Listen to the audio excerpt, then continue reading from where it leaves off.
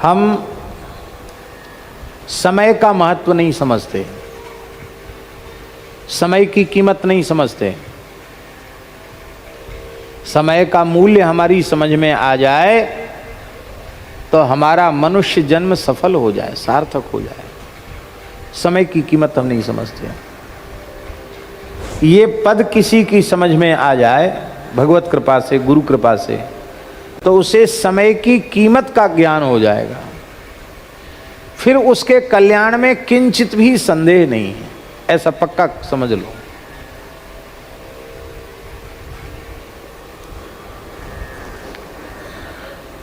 किसी व्यक्ति ने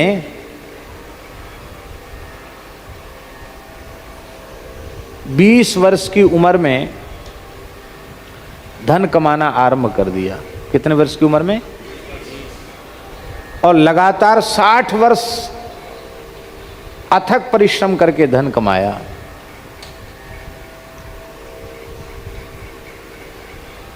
मान लो 100 करोड़ रुपए उसके पास हो गए। कितने?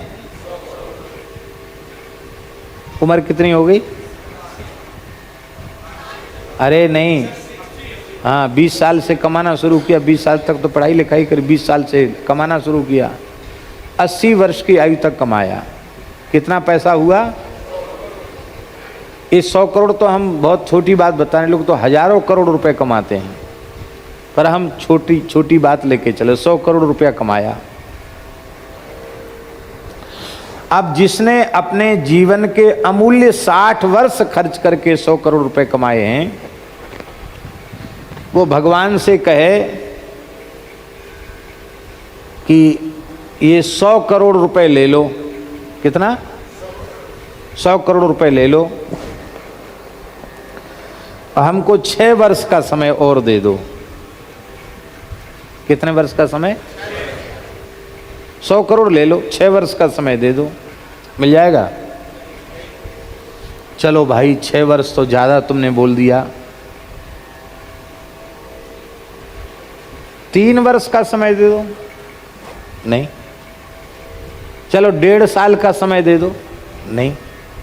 अच्छा चलो कोई बात नहीं, 6 महीने का समय दे दो। 100 करोड़ रुपए दे रहे हैं, 6 महीने का समय हमको चाहिए, दे दो। नहीं, संभव नहीं। तो फिर ऐसा करो, 6 घंटे का समय दे दो। 100 करोड़ ले लो, 60 वर्ष की कमाई ले लो, और कितना समय चाहिए? 6 घंटे। अरे बोले भले आदमी क्या बात कर रहे हो, 6 घंटे? बिल्कुल नहीं। तुम्हें समय की कीमत मालूम नहीं है। बोले फिर ऐसा करो, आपको 6 घंटे का भी समय भारी पड़ रहा है देने को, 3 घंटे का दे दो। वो 3 भी नहीं मिलेगा। 1.5 का दे दो, उतना भी नहीं मिलेगा। अच्छा चलो जाने दो, 60 मिनट का समय दे दो। कितना? 60 वर्ष की कमाई, 100 करोड़ रुपए कमाए, और 60 मिनट हमको चाहिए, दे दो। मिलेंगे? अच्छा चलो जाने दो, 1 मिनट दे दो। 59 मिनट तुम रखो। हम 100 करोड़ दे रहे हैं, 60 वर्ष की कमाई। कितना महंगा सौदा कर रहे हैं, इतना तो रहम खाओ। तो भगवान की तरफ से, शर्मा जी, भगवान की तरफ से कहेगा कि 1 मिनट, 1 क्षण भी नहीं। हुक्म भया कोई रहन न पावे। हुक्म हो जाएगा ना चलने का, तो ज्यों लेखे की श्वास गई आवत न बहोरी। आप इतना समय मांगो कि हमारी श्वास भीतर गई है, अब बाहर आ जाने दो, वो भी नहीं, गई। हमने देखा है, एक बच्चे को मरते हुए देखा, ऐसे किया बस, ऐसे नहीं किया, ऐसे बच्चा बीमार था। हमारे मोहल्ले की बात है, ब्रजवासी बालक था, ब्राह्मण बालक, बहुत बीमार था। डॉक्टरों ने मना कर दिया तो हॉस्पिटल से घर ले आए। वो लोग रोते हुए हमारे महाराज जी के पास आए। महाराज जी तो त्रिकालज्ञ थे। महाराज जी ने कहा अब तो भगवान का नाम सुनाओ उसको। माने महाराज जी ने कह दिया कि उसका समय पूरा। तो महाराज जी हमसे बोले कि आप चले जाओ, उसको सुनाया। तो हम विष्णु सहस्त्रनाम सुनाए। बच्चा होगा 12-13 साल का, 11-12 साल का होगा, ज़्यादा से ज़्यादा ऐसे। परिवार के लोग बैठे थे, हम सुना रहे थे विष्णु सहस्त्रनाम। हम नज़र भी देख रहे थे कि हमने कभी मरते किसी को देखा नहीं था, तो हम ये भी देखना चाहते थे कि आखिर ये मरने वाला तो कैसे मरता देखें, ये भी कौतूहल था। तो मैं अपनी आंखों से देखी बचपन की घटना सुना रहा हूँ। वो बच्चा बेहोश था, ऐसे किया, बस एक हल्का सा झटकाया, ऐसे किया। माने श्वास ली पर श्वास छोड़ी नहीं। हम समझे नहीं कि ये मर गया। हम तो पाठ कर रहे थे। तो एक बुढ़ी मैया बोली, बाबा अब चले हो जा, ये तो गयो। धीरे से बोली। तो हम धीरे से उठ के वहां से चले आए। यमुना जी स्नान करके महाराज जी के पास पहुंचे। ऐसा मन में वैराग्य जगा, अरे राम, ऐसे आदमी मर जाता है, बताओ, इतना छोटा बच्चा मर गया।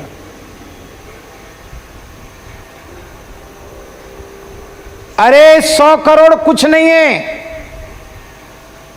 तीनों लोगों की संपत्ति तुम्हें मिल जाए और उसके बदले तुम एक क्षण चाहोगे अधिक अपनी आयु से नहीं मिलेगा। ऐसे अमूल्य श्वासों को, दुर्लभ क्षण को हम लोग निंदा में, स्तुति में, लोक व्यवहार में, झूठ सच बोलने में, खाने सोने पीने में, हंसी ठट्ठा करने में, ताश शतरंज खेलने में और जाने क्या क्या खाने पीने में और मौज मस्ती बाहर करने में उस समय को आग लगा देते हैं।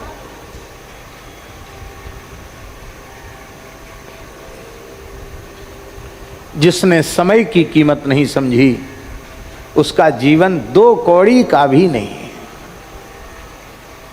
जिसने समय का मूल्य समझ लिया उसका जीवन भी मूल्यवान बन गया।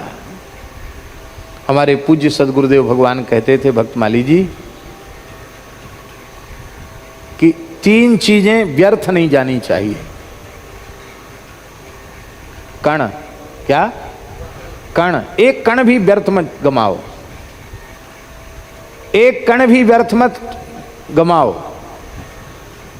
बहुत से लोगों का अभ्यास होता है, तृष्णा पूर्वक ज्यादा ले लेंगे खाने के लिए, फिर वो नाली में बह जाएगा। कितना भारी अपराध है। ऐसे पाओ कि एक कण भी व्यर्थ न जाए। हम आपको सच्ची कह रहे हैं, ऐसे महात्मा भी हैं कि आप उनके पंगत कर लेने के बाद पत्तल देखेंगे तो आपको लगेगा कि पत्तल को धो के कपड़े से पोंछ के नई पत्तल बिछाई है। ये भी कहीं पता नहीं चलेगा कि इसमें कुछ खाया गया है।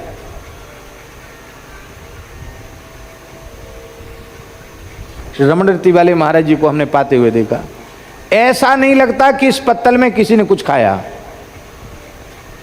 एक एक कुल्लर सकोरा होगा उसमें भी पानी डाल के धो के पी लेंगे। अन्नम ब्रह्म, एक कण भी बहुत मूल्यवान है, बर्बाद मत करो। कभी ऐसा समय आएगा कि एक एक दाने के लिए तरस जाओगे। कण व्यर्थ मत कर गमाओ।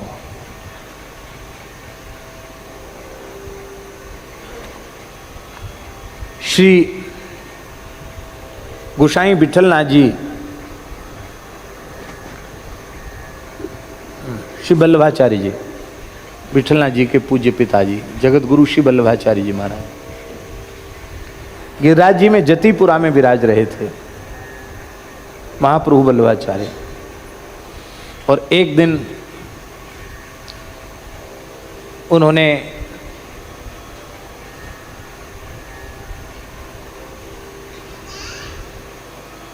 घोषणा कर दी कि आज हम भोजन नहीं करेंगे, प्रसाद नहीं पाएंगे, आज हम कुछ खाएंगे नहीं।